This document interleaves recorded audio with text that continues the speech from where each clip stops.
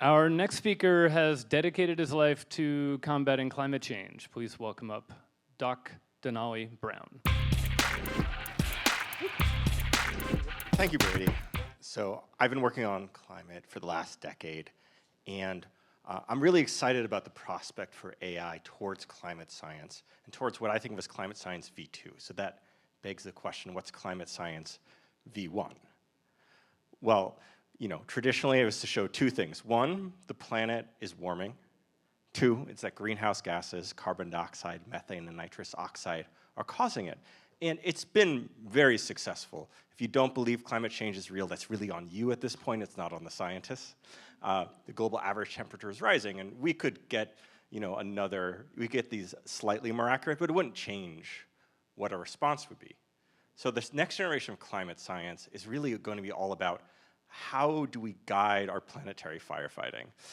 So how do we actually, for example, know where massive heat waves are going to occur that are going to be dangerous to people? How do we know, well, there we go on that slide, which is a huge health and safety concern. And right now, we have the computational power to do something like do a global climate model 3 or 4 times, and that gives you descriptive statistics, but doesn't give you predictive statistics. We also might maybe want to know where are the emitters, because we can say where are the emitters, then we can go and do something about them. So where in this is an oil field with little emitter sources, so pinpointing them. So you've got to run these huge climate models. They get you 2 or 3 runs, and then you can't really do that very much with them. But fortunately, ML to the rescue, right? So ML runs really, really fast once it's properly trained. It's basically just multiplication once you've built the algorithm. And multiplication, computers have been good at forever and ever and ever. Now, the problem has been that ML has been really good at multiplication and incredibly good at recognizing cats, but like these physics problems of fluid dynamics and climate modeling, it's really fallen on its face traditionally.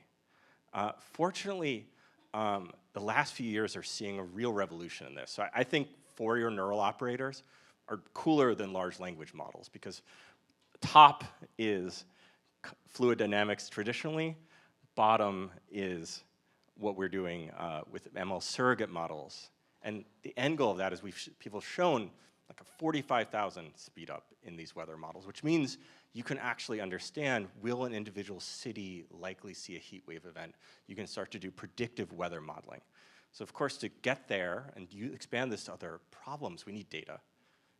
Bad data, little data, you're sad, climate scientist, a lot of data, you're really happy, and that goes through it.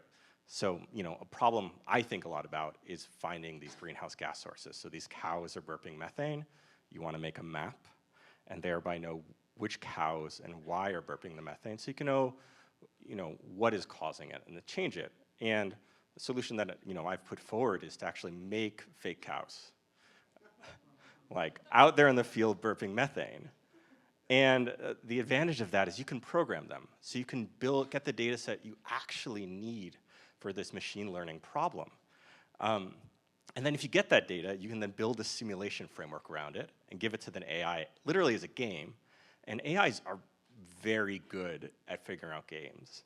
And then can start to optimize your algorithms, then bring them out to the real field, solve this problem, which is a complicated fluid dynamics problem when you dig right in, and you get to then be, your happy cat with your methane map.